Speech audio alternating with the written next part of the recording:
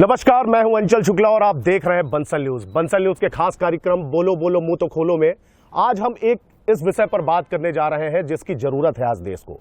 आज हम बात करेंगे उस मुद्दे पर कि क्या देश की बात देश के बाहर जानी चाहिए। बड़े बुजुर्ग भी हमारा ऐसा कहते हैं कि घर की बात घर में ही सुलझा लेनी चाहिए, परिवार की बात परिवार में सुलझा लेनी चाहिए और अपने गाँव की बात गाँव के भीतर ही सुलझा लेनी चाहिए। तो फिर ये नियम तो हर जगह लागू होता है, फिर वो चाहे घर हो या राजनीति या किसी भी तरीके का मैदान। लेकिन देश में ये चल क्या रहा है, देश को किस तरह की गढ़ने की कोशिश की जा रही है और देश की बात देश के बाहर क्यों जा रही है। जी हां, हम बात कर रहे हैं भले ही बहाना राहुल गांधी हो। अभी अमेरिका में जिस तरीके से उन्होंने प्रधानमंत्री नरेंद्र मोदी पर हमला बोला, हमलावर हुए, तो क्या देश के मुद्दों को बाहर कहना चाहिए। इन तमाम मुद्दों पर बात करने के लिए आज हमारे साथ कुछ युवा हैं, उनसे हम बात करेंगे। लेकिन इससे पहले उनसे परिचय ले लेते हैं, तो एक एक करके आप अपना परिचय दीजिए प्लीज। नमस्कार, मेरा नाम साक्षी त्रिपाठी है और मैं माखनलाल चतुर्वेदी राष्ट्रीय पत्रकारिता एवं जनसंचार विश्वविद्यालय से पोस्ट ग्रेजुएट मास कम्युनिकेशन की छात्रा हूँ। नमस्कार, मैं डॉक्टर प्रतिभा सिंह, पेशे से दंत चिकित्सक हूँ। नमस्कार, मेरा नाम आर्यन दुबे है और मैं भी माखनलाल चतुर्वेदी राष्ट्रीय पत्रकारिता एवं संचार विश्वविद्यालय से एमए मास कम्युनिकेशन का छात्र हूँ। जय हिंद सर, मेरा नाम शिवेंद्र सिंह, माखनलाल चतुर्वेदी राष्ट्रीय पत्रकारिता विश्वविद्यालय रीवा परिसर का मैं छात्र हूँ। नमस्कार, मैं भास्कर ठाकुर जो कि जर्नलिज्म का एक छात्र हूँ। अभी मेरी जो पढ़ाई चल रही है माखनलाल चतुर्वेदी राष्ट्रीय पत्रकारिता एवं संचार विश्वविद्यालय से मास्टर्स की। नमस्कार, मैं शिवम द्विवेदी एमसीयू रीवा कैंपस से जनसंचार का छात्र हूँ। भारत को लोकतांत्रिक देश कहा जाता है और यहाँ किसी को भी अपनी अभिव्यक्ति की पूरी स्वतंत्रता है। तो क्या इस अभिव्यक्ति को देश के बाहर ले जाना चाहिए। देश में जो भी चल रहा है, मैं किसी का नाम नहीं लेता, वो सत्ता हो या विपक्ष हो, कोई भी हो, अगर वो देश के बाहर जाता है तो क्या देश के मुद्दों पर या देश की किसी भी पार्टी पर या देश की किसी भी समस्या पर हमें बाहर बात करनी चाहिए। क्योंकि कहीं ना कहीं इससे भारत देश की छवि भी धूमिल होती है।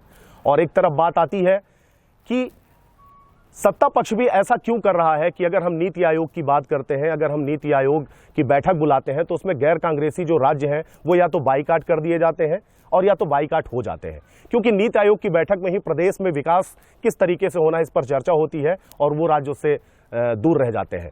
ईडी का छापा हो या संसद में सदस्यता खत्म कर देने तक की स्थिति इस देश में आई, तो क्या ये उचित है।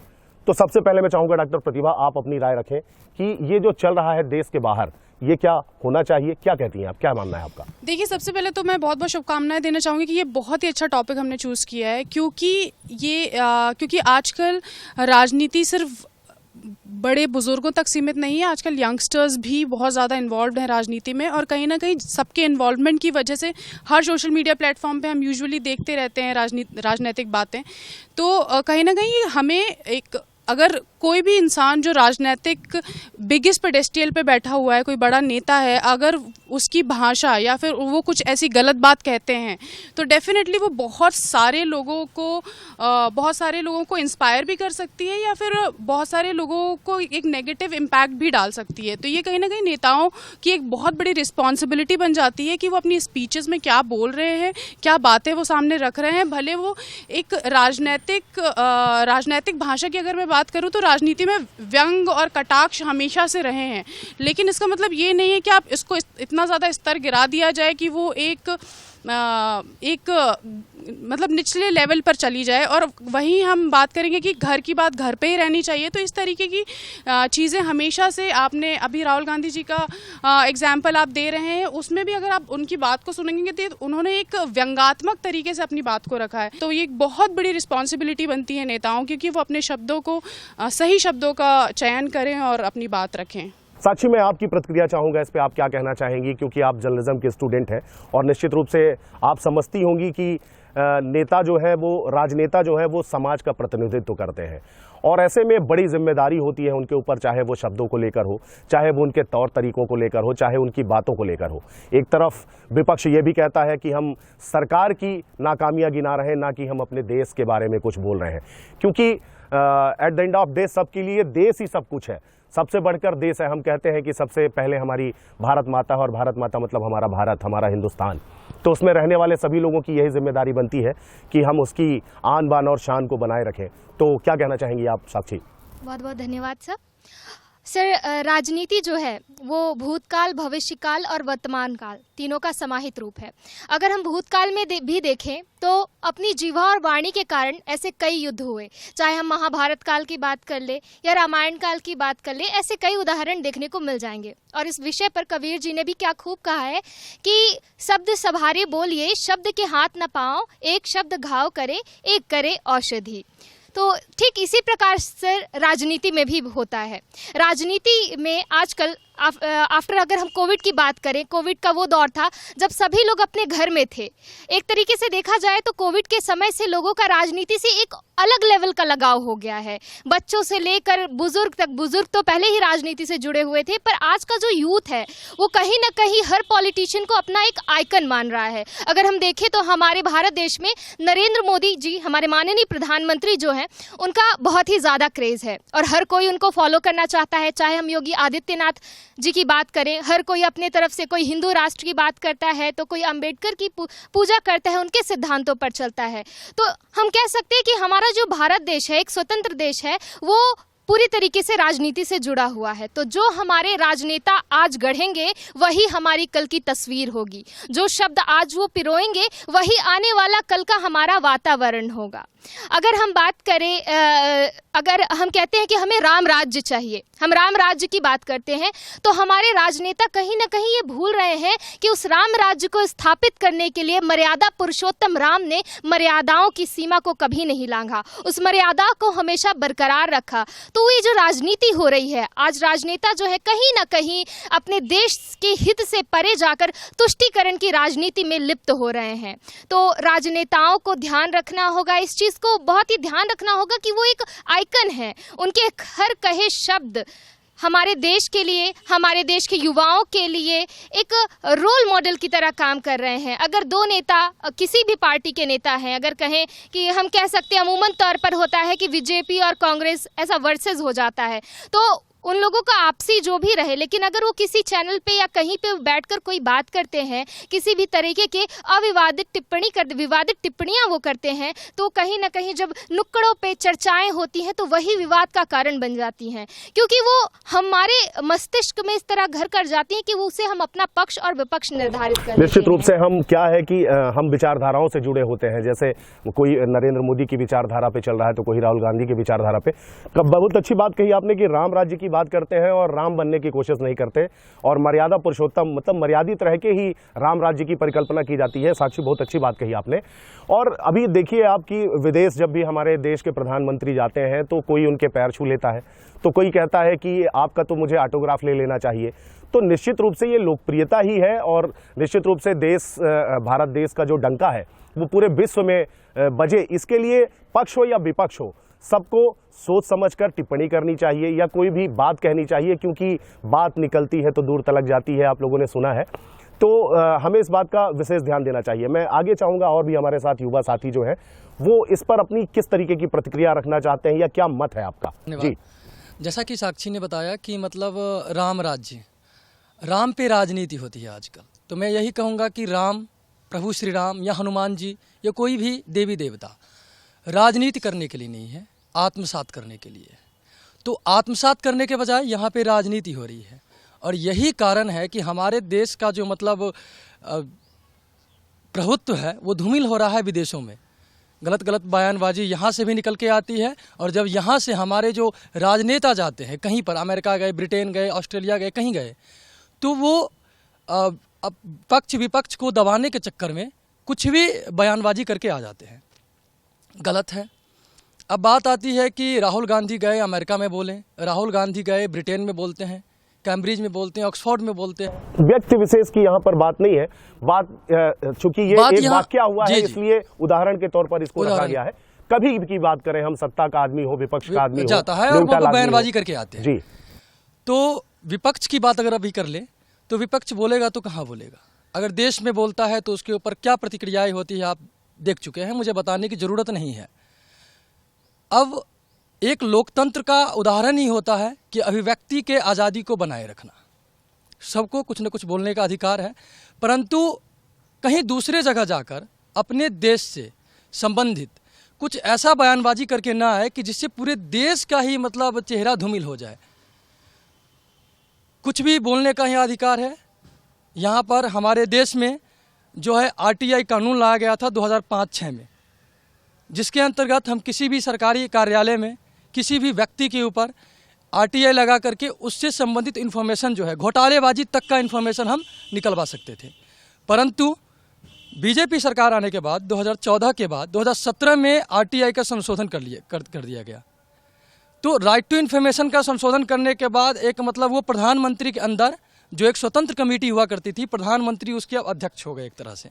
अब वो अगर चाहेंगे तो RTI का जवाब देंगे, अन्यथा नहीं देंगे, क्योंकि उनका ये बयान आ सकता है कि राष्ट्र हित में नहीं है। तो उनके अकॉर्डिंग जो राष्ट्र हित में हो, उनके अनुसार वही वो जवाब देंगे, अन्यथा नहीं देंगे। तो विपक्ष बोले भी तो बोले कहाँ? तो विपक्ष के पास भी मजबूरी है, लेकिन विपक्ष को सोचना चाहिए कि देश में ही बोले, बाहर न बोले। लेकिन हाँ, आपसे जरूर जानना चाहूंगा आप किस तरीके की प्रतिक्रिया रखते हैं और क्या विचार रखते हैं आप इस विषय पर? धन्यवाद सर। जैसा कि आपने कहा कि घर की बात बाहर नहीं जानी चाहिए, निश्चित तौर पर जब दो भाइयों के बीच का विवाद और राय हम तीसरे से ले तो घर का टूटना निश्चित तौर पर हो जाता है। और बिल्कुल ऐसी बात है कि विपक्ष भी बाहर जाकर बात करता है, नरगल बयानबाजी करता है। इससे हमारे देश के 150 करोड़ लोगों की छवि धूमिल होती है, क्योंकि जिस व्यक्ति के बारे में वो बयानबाजी कर रहे हो वो हमारे देश का प्रतिनिधित्व कर रहा है। लेकिन इसका एक पहलू यह भी है कि कई बार विपक्ष ने कहा कि हमें बोलने नहीं दिया जाता है सदन में। आप देखेंगे तो अभी सदन में जिन शब्दों पर बैन लगा है उनमें करप्ट जैसा शब्द भी शामिल है। तो यदि राजनीति में हम भ्रष्टाचारियों पर करप्ट जैसे शब्दों का प्रयोग नहीं करेंगे तो हमें कहाँ पे मतलब किस तौर पर हम अभिव्यक्ति की आज़ादी को देखते हैं। तो एक ये भी मामला है कि अगर हम बोलने नहीं दिया जा रहा हमें तो हमें दूसरा मंच देखना पड़ेगा। लेकिन उनको भी निश्चित तौर पर सोचना चाहिए कि हमारी जो भी बात है उसके लिए मंच अपने देश में देखें और अनर्गल बयानबाजी करने से बचें। हमारे देश की राजनीतिक पार्टियां वर्तमान में अपने मुख्य धारा के मुद्दों से भटक चुकी हैं। आज आप देखेंगे कि नई पार्टी का गठन भी होता है तो क्षेत्रीय पार्टियां कई हैं जो जाति के नाम पर गठित हो रही हैं, धर्म के नाम पर गठित हो रही हैं। मुद्दे क्या हैं कि राम हो गए, हनुमान हो गए या भीमराव जी हो गए, कोई भी पार्टी विकास के मुद्दों पर बात नहीं करती है। अभी आप हालिया कर्नाटक चुनाव में देखेंगे तो बजरंग दल के उसमें कह दिया गया कि बजरंग बली का अपमान है। तो मुख्य धारा से जनता जो विकास के मुद्दे हैं उनसे जनता को दूर किया जा रहा है। तो ये जनता को भी समझना होगा कि हमें किसका चुनाव करना है, क्योंकि हम अपना भविष्य खुद अपने हाथों से गढ़ेंगे। जैसा हम जिन्हें हम आज चुन के भेज रहे हैं वो हमारा प्रतिनिधित्व करेंगे। तो हमें ऐसे लोगों का चुनाव करना चाहिए जो आगे चलकर हमारे लिए एक सकारात्मक ऊर्जा का संचार कर सकें। और जो आपने कहा सर कि हम सरकार की नाकामियाँ गिना रहे हैं, तो ये दोनों पक्षों के लिए एक रामधारी सिंह दिनकर जी की कविता याद आती है कि उन्होंने कहा था कि किसे सुनाते हो शासन पर पग पग में है पाप छिपा, किया न क्यों प्रतिकार अघों का जब तुम सिंहासन पर थे। आपसे भी जानना चाहूंगा कि किस तरीके से आपको लगता है कि ये जो राजनीतिक दलों का जो विवाद है, चाहे उसको ऐसा कह लें कि हम तो देश की बात नहीं कर रहे हैं, हम तो जो सत्ता है उसकी नाकामियों की बात कर रहे हैं। तो कोई कह रहा है कि हमें बोलने का मौका देश के अंदर नहीं मिलता, तो भैया आप बाहर जाके अब बोलना शुरू कर दोगे। तो सबसे पहले तो आपको ये सोचना है कि भारत देश हमारा है और हम सब भारत देश के नागरिक हैं। तो पहले तो हमें उसके हित के बारे में सोचना है। कैसे लेते हैं आप इसको? धन्यवाद सर। जैसा कि हमारे काबिल साथियों ने बताया कि घर की जो बात है वो घर में ही रहनी चाहिए। बिल्कुल निश्चित तौर पर सर जो घर की बात है वो घर पे ही रहनी चाहिए और बाहर ये बातें नहीं जानी चाहिए। और अगर कोई हमारे आपसी विवाद होते हैं तो उसे घर में बैठ के हमें उसे सॉल्व करना चाहिए, उसका निर्णय निकालना चाहिए। और मर्यादा की जहाँ बात हुई तो मर्यादा के जो शब्द होते हैं वो हमें निश्चित तौर पर यूज़ करने चाहिए, क्योंकि जो यहाँ लोग होते हैं, एक राजनेता होता है वो जनता का प्रतिनिधित्व करता है और उसको बहुत से मानने वाले लोग होते हैं। अगर वो कोई ऐसे शब्दों का प्रयोग करता है जो अमर्यादित होते हैं तो निश्चित तौर पर उनके जो चाहने वाले, जो उनको फॉलो करने वाले लोग होते हैं उन पे उनका बुरा असर पड़ता है। और दूसरी बात ये कि जैसे हमारी काबिल साथी साक्षी ने बताया कि राम के नाम पर आज राजनीति हो रही है। राम का नाम जब आता है तो हमारे मन में एक श्रद्धा आ जाती है, एक मर्यादा आ जाती है कि हम एक मर्यादित तौर पर राम जिस पथ पर चल रहे थे वो एक काबिल तारीफ था और मर्यादा के साथ चला। लेकिन हम उस मर्यादा पे नहीं चल रहे हैं, बस नाम ले रहे हैं राम का, लेकिन ऐसी कोई चीज़ें यहाँ पे हो नहीं रही हैं। जी सर। तो नाम लेने भर से कुछ नहीं होता, वैसा बनना पड़ता है। निश्चित रूप से आपने सही कहा। आपकी भी मैं प्रतिक्रिया जरूर जानना चाहूँगा कि आप इस पूरे मामले पर कैसे लेते हैं। सबसे पहले तो आपका बहुत बहुत आभार सर, आपने हमें बुलाया। मैं बाकी सभी लोगों से इत्तेफाक रखता हूं इस विषय में, और चूंकि सर्वसाधारण भी इस बात से इत्तेफाक रखेगा कि ये सारी चीज़ें जो हैं राजनीति में या कहीं भी अच्छी नहीं है। लेकिन मैं इसमें कुछ और तथ्य जोड़ना चाहूँगा, जैसे कि भारतवर्ष एक ऐसा देश है सर जो विविधता का देश है। अगर हम तोड़ने की मानसिकता को व्याप्त होने दें तो इसे तोड़ना बहुत आसान है। लेकिन जब हम ये चीज़ देख रहे हैं कि हम शिक्षित हैं, जब हम अपने आप को सभ्यतावादी कह रहे हैं, तो हम तोड़ने की मानसिकता का शुरुआत ही अपने आप से क्यों कर रहे हैं? राजनीति में मेरे ख्याल से लगता है कि कोई भी ऐसा व्यक्ति नहीं होगा जो संवेदनशील नहीं होगा, जो समझदार नहीं होगा, चाहे वो पक्ष हो या विपक्ष हो। मान लीजिए पक्ष सत्ता में है, तो जब वो सत्ता संचालित कर रहा है तो जनादेश के आधार पे कर रहा है, तो विपक्ष को भी तो ये सोचना चाहिए ना कि हम अगर पक्ष पे उंगली उठा रहे हैं तो जनादेश की उंगली उठा रहे हैं। चलिए ठीक है, लोकतंत्र है, अभिव्यक्ति की आज़ादी भी है, बाकी जैसे मेरे साथियों ने कहा मैं इस बात से भी सहमति रखता हूँ। लेकिन लोकतंत्र और अभिव्यक्ति के मतलब जो संचालन का या प्रत्यक्षीकरण का एक सीमा होना चाहिए। आप उंगली उठा रहे हो, इसमें कोई दो राय नहीं है, उठाओ, लेकिन उसका भी एक सभ्य तरीका रहना चाहिए। अब राजनीति जैसे समझ रहे हैं हम लोग कि केंद्र की चीज़ है, हम सभी केंद्रित हैं उससे, और भारतवर्ष की जो छवि रही है वो तो खैर बहुत मनोरम रही है सर।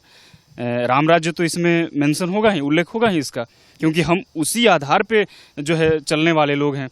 अब जो मौजूदा चीज़ें हैं वो बाकी सारी चीज़ों से इतर है, सबसे अलग हट के है। अब हम किस ओर जा रहे हैं? मुझे तो ये लग रहा है कि राजनीति में असभ्यता का प्रवास हो रहा है, विलय की तरफ जा रहा है, यही कहा जा सकता है। क्योंकि मतलब जो भी कोई उठता है अभिव्यक्ति की आज़ादी के नाम पे अपनी कोई भी अड़बड़ सड़बड़ बोल देता है। इन सब चीज़ों पे नियंत्रण लागू करना चाहिए। जी, कहीं ना कहीं स्टडीज़ जो हमारे डेफिनेटली हमारी कंट्री में ये लैकिंग है, जिसकी बहुत ज़्यादा ज़रूरत है कि भैया जैसे भाई डॉक्टर अगर कोई बनेगा तो उसे डॉक्टरी की पढ़ाई करनी पड़ेगी, कोई वकील बनेगा उसे वकालत की पढ़ाई करनी होगी। वैसे ही अगर आप राजनेता बन रहे हैं तो उसका भी कुछ एक क्राइटेरिया होना चाहिए कि एटलीस्ट उसने कुछ उस चीज़ की पढ़ाई करी हो। तो ये एक बेसिक चीज़ जिसकी कमी की वजह से भी स्पीचेस में ये जो फॉल्ट आते हैं, ये डेफिनेटली उसका भी एक रीज़न है। एंड दूसरी चीज़ ये कि जब ये बात जो कि कई सब ने इस बात को रखा है और बोला है कि जब तक विपक्ष को अगर आप अपने देश में बोलने का मौका नहीं दिया जाएगा तो वो कहीं ना कहीं तो रास्ता निकालेंगे कि वो कहीं तो अपनी बात रखेंगे जिससे वो लोगों से कनेक्ट कर पाएँ। अब आप देखिए, मैं एक पार्टी विशेष एक इंसान के राहुल गांधी जी के बारे में बात करूँगी कि अगर उन्हें संसद से बाहर निकाल दिया गया, अब उनके पास क्या रास्ता बचता है? वो या तो लोगों से कनेक्ट कर सकते हैं, लोगों से जाके मिलकर बात कर सकते हैं। अब उन्हें बाहर की यूनिवर्सिटीज़ से अगर उन्हें इन्वाइट किया जा रहा है तो वो जो बातें रखना चाहते हैं वो वहाँ पे भी अपनी बातें रखेंगे। वहीं अगर डोमेस्टिक लेवल पे भी अगर हम स्पीचेस को देखें तो बहुत सारे नेताओं से बहुत सारी त्रुटियां हो जाती हैं। जैसे कि प्रज्ञा ठाकुर जी कह रही हैं कि अपने घरों में आप चाकू को तेज करवा के रखिए। कितना नकारात्मक स्टेटमेंट आप इतनी बड़ी मास पब्लिक के बीच में दे रहे हैं, कितना गलत इम्पैक्ट हो सकता है। तो हमें इन चीज़ों का ध्यान रखना चाहिए। बीइंग अ नेता is a very very big responsibility, जिसका अगर ध्यान नहीं रखा जाएगा तो आम समाज और आम नागरिक डेफिनेटली एक नेगेटिव इम्पैक्ट और नेगेटिव एनर्जी लेके जाएगा आपकी स्पीचेस से। प्रतिभा जी, मुझे लगता है आप ये कहना चाह रहे हैं कि हमारा युवा जो देश का है, जो जिसकी आबादी है, एक बड़ी तादाद है वोटर्स के रूप में, तो वो अब जब अगली बार वोट डालने जाए तो निश्चित रूप से ये देखने से पहले ये कि ये कांग्रेस का है या भाजपा का है, इससे पहले वो ये देखे कि ये कितना पढ़ा लिखा है, इसमें कितनी समझ है, क्या ये इस जिम्मेदारी का निर्वहन ठीक ढंग से कर सकता है।